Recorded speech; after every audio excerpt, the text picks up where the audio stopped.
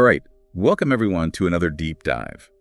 Today we're going to be looking at something that I think everyone has experienced, and that's dreams. Oh, yeah.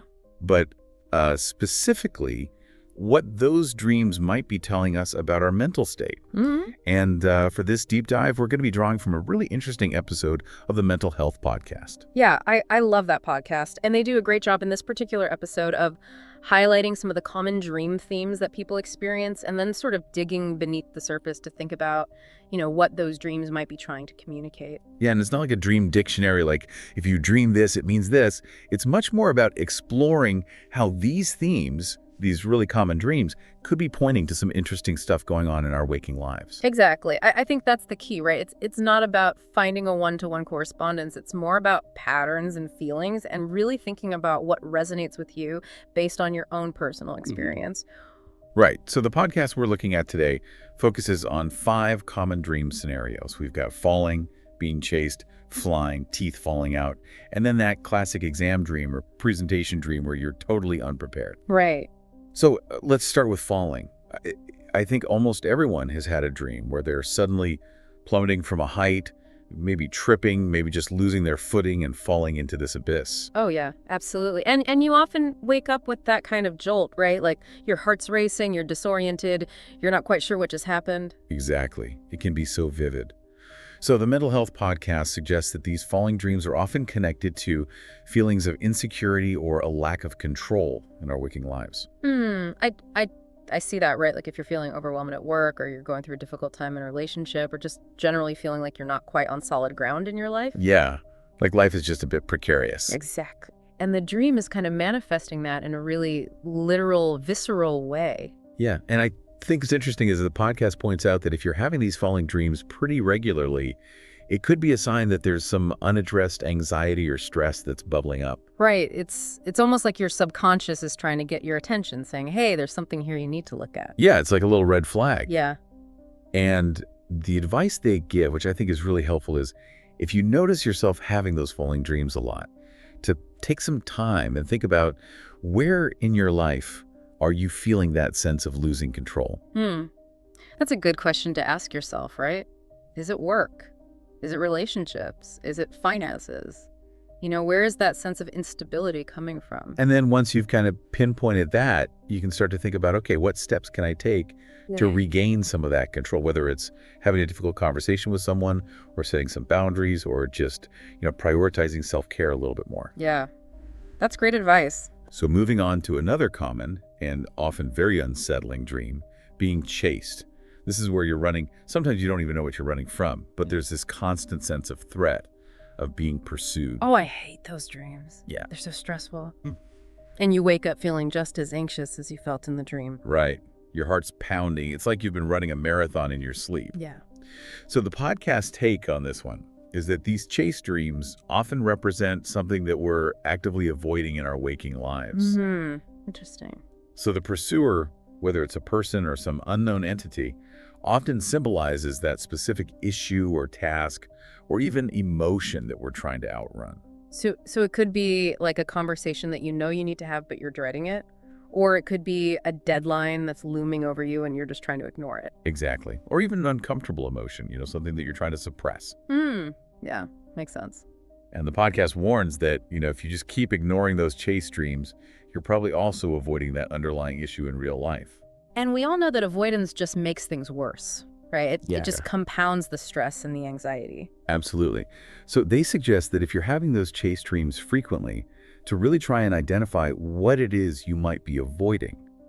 And they offer some really concrete tips, like using journaling to sort of unpack those feelings, maybe even considering therapy to explore those deeper patterns of avoidance. Yeah. Those are all good options. Or even just acknowledging the issue. Sometimes just saying, okay, this is what I'm trying not to think about can be a really powerful first step. Yeah, just bringing it into the light. Exactly. Okay, so let's shift gears a bit to a dream that often has a more positive connotation. Flying. This is where you might find yourself soaring through the air, feeling this sense of freedom and lightness. Oh, yeah. I love flying dreams. They're so exhilarating. Yeah, they can be really uplifting. But the podcast also points out that these flying dreams aren't always purely joyful. Right. Sometimes there's a struggle to stay aloft, You're flapping your arms frantically, or maybe you even have a fear of crashing. Yeah. I've definitely had those kinds of flying dreams too, where it's more like, oh no, I'm losing altitude, I'm gonna hit the ground. Yeah, it can be very unsettling. So the podcast suggests that the way we experience flying in our dreams can actually be a pretty accurate reflection of our current mental state and how we're approaching challenges in our waking lives. Interesting. So a smooth, effortless flight where you're just gliding through the air, that could symbolize feelings of liberation, ambition, a sense of overcoming obstacles.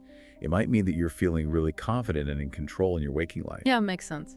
But then on the flip side, if you're constantly having those shaky flights, or you're struggling to stay airborne, or you have that fear of crashing, that could indicate feeling overwhelmed, unsure of your direction, or maybe even avoiding certain responsibilities. It's almost like those dreams are reflecting how well you're coping with stress and pressure, right? Like, if you're handling things well in your waking life, you're soaring through the air in your dreams, but if you're feeling bogged down, you're struggling to stay up. Exactly. So the key with flying dreams seems to be to really pay attention to the overall feeling. Is it exhilarating and freeing, or is it anxious and out of control? Yeah, good point. That can tell you a lot about how you're feeling on a deeper level. Right. Makes sense. Okay, so moving on to a dream that many people find particularly disturbing, teeth falling out.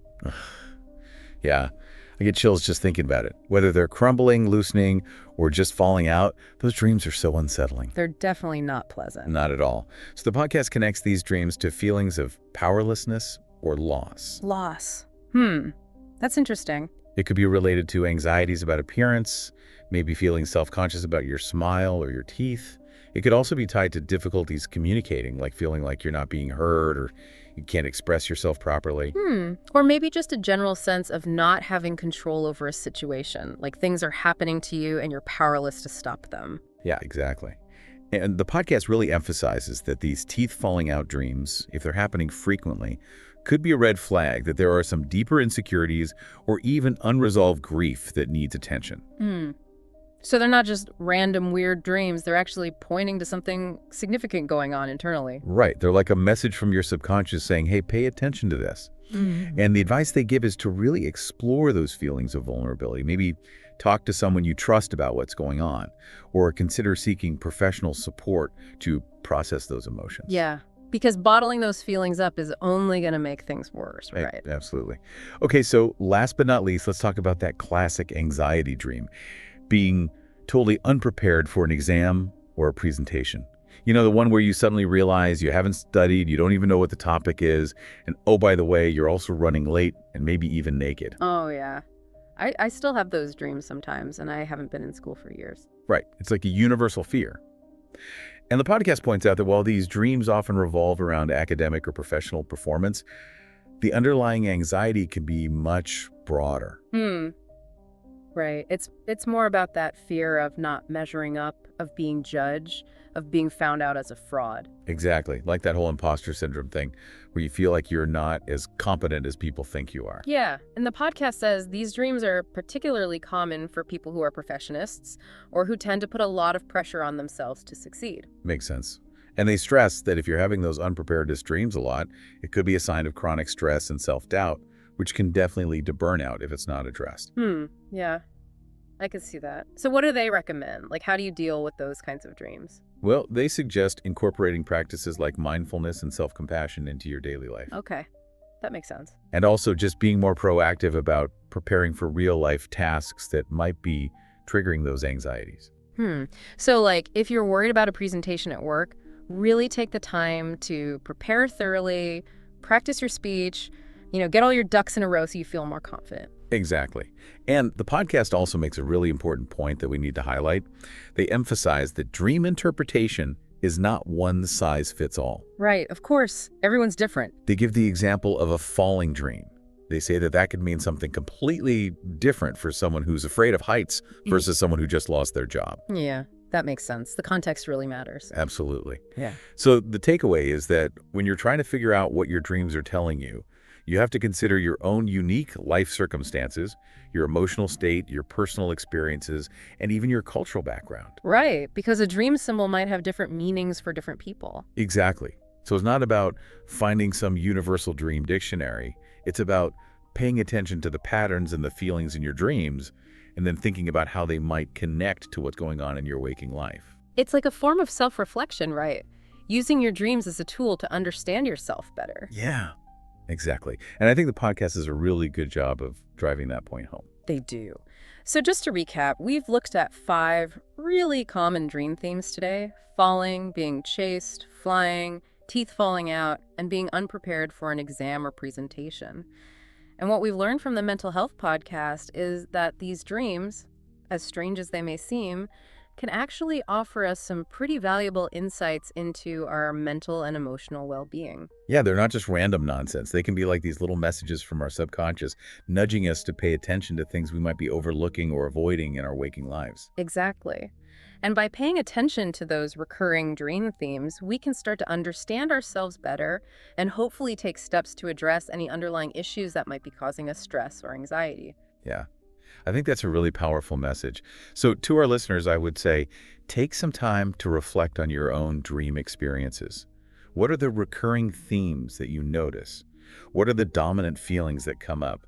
And what might your mind be trying to communicate to you through those dreams? Yeah. And remember, as the mental health podcast reminds us, if you're having dreams that are really disturbing or they're causing you a lot of distress or you just feel like you can't make sense of them on your own, it's always a good idea to reach out to a qualified mental health professional for guidance and support. Absolutely. That's so important. Well, thanks for joining me on this deep dive into the world of dreams. I think it's been really illuminating. It has, and it leaves us with a really interesting question to ponder, right? Yeah. What recurring dreams do you have, and what might they be telling you about your own inner world? Maybe those nightly adventures are more meaningful than we often realize.